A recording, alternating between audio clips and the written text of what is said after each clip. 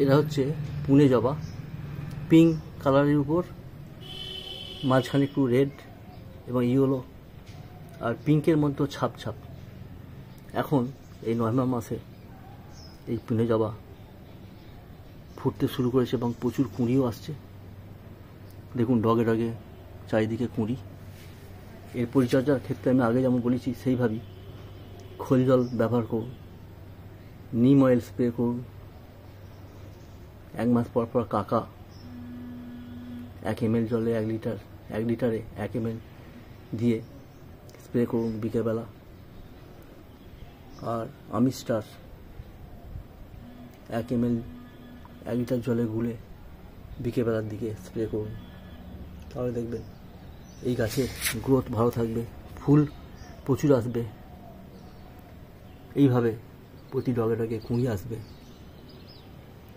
যদি ভিডিওটা ভালো লাগে সাবস্ক্রাইব করবেন। Thank you.